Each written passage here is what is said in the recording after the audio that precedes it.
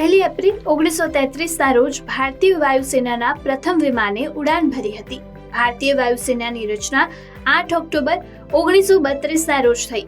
દેશની આઝાદી પહેલા એરફોર્સને રોયલ ઇન્ડિયન એરફોર્સ કહેવામાં આવતું. તે સમયે સેનાના 5 પાયલોટ હતા. ભારતીય વાયુસેનાની સ્થાપના સમયે તે બ્રિટિશ રાજની સહવાયક હવાઈ દળ તરીકે બનાવવામાં આવી હતી. આઝાદી પછી તેમાંથી રોયલ શબ્દ હટાવી દેવામાં આવ્યો. પ્રથમ પાયલોટમાં હરીશચંદ્ર સરકાર, સુબ્રતો મુખર્જી, ભૂપેન્દ્રસિંહ, આઝાદ બક્ષ અવાન અને અમરજીતસિંહ હતા. જેન ટંડનને છઠ્ઠા અધિકારી તરીકે સામેલ કરવામાં આવ્યા હતા, પરંતુ તેમની ઓછી ઊંચાઈને કારણે તેમને માત્ર લોજિસ્ટિક ડ્યુટી સોંપવામાં આવી હતી. પાછળથી 5 પાયલોટમાંથી એક સુબ્રતો મુખર્જી ભારતના પ્રથમ ચીફ ઓફ એર સ્ટાફ બન્યા. બીજા વિશ્વયુદ્ધ દરમિયાન ભારતીય વાયુસેનાએ મહત્વની ભૂમિકા ભજવી હતી. આ ઉપરાંત ભારતીય વાયુસેનાએ પાકિસ્તાન સાથે 4 યુદ્ધ અને ચીન સાથે 1 યુદ્ધમાં ભાગ લીધો છે.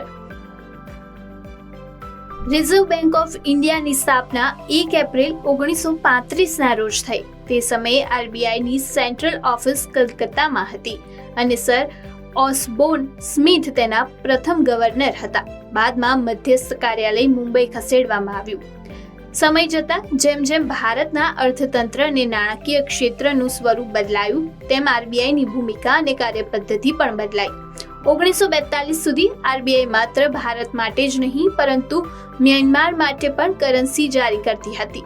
જોકે 1947 પછી બંધ કરી દેવામાં આવ્યું. એટલું જ નહીં, દેશ આઝાદ થયા બાદ ભારતીય રિઝર્વ બેંક થોડા સમય માટે પાકિસ્તાનને સેન્ટ્રલ બેંકની સુવિધાઓ પણ આપતી હતી. ઓડિશા રાજ્યની સ્થાપના 1 એપ્રિલ 1936ના રોજ કરવામાં આવી. આઝાદી પહેલા ઓડિશા બંગાળ પ્રેસિડેન્સીનો ભાગ હતો. ઓડિશાને સંપૂર્ણ રાજ્ય બનાવવા માટે લાંબો સમય સંઘર્ષ કરવો પડ્યો હતો. ઓડિશા બિહાર અને બંગાળથી અલગ થયેલું નવું રાજ્ય હતું. તે વિસ્તારની દ્રષ્ટિએ દેશનું 8મું સૌથી મોટું રાજ્ય છે અને વસ્તીની દ્રષ્ટિએ 11મું સૌથી મોટું રાજ્ય છે. આદિવાસી વસ્તીની દ્રષ્ટિએ ઓડિશા ભારતનું 3જું સૌથી મોટું રાજ્ય છે. કટક 1135 થી 1948 સુધી ઓડિશાની રાજધાની હતી. આ પછી ભુવનેશ્વર ઓડિશાની રાજધાની બન્યું. ઓડિશાને ભગવાન જગન્નાથની ભૂમિ પણ કહેવામાં આવે છે. 1 એપ્રિલ 1976ના રોજ સ્ટીવ જોબ્સ, સ્ટીવ વોઝનિયાક અને રોનાલ્ડ વેને એપલની સ્થાપના કરી. તેના સૌથી લોકપ્રિય ઉત્પાદનોમાં આઈફોન, આઈપેડ, મેકબુકનો સમાવેશ થાય છે. આજે પણ લોકોમાં એપલ પ્રોડક્ટ્સનો ક્રેઝ છે. સમય અને ટેકનોલોજી સાથે એપલની ઓળખ પણ સમયાંતરે બદલતી રહી છે. કંપનીનું નામ એપલ કેમ રાખવામાં આવ્યું?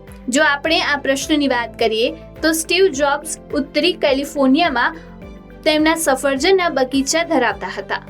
તેણે ત્યાં ઘણો સમય વિતાવ્યો, એટલા માટે એપલ કંપનીના નામોની યાદીમાં ટોચ પર હતી. તે જ સમયે એપલના પ્રથમ લોગોમાં આઇઝેક ન્યૂટનની તસવીર હતી, જેમાં તે સફરજનના ઝાડ નીચે બેઠા હતા.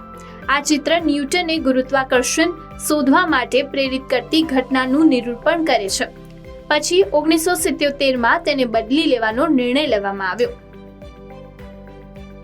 એપ્રિલ ફૂલ ડે દર વર્ષે 1 એપ્રિલના રોજ ઉજવવામાં આવે છે.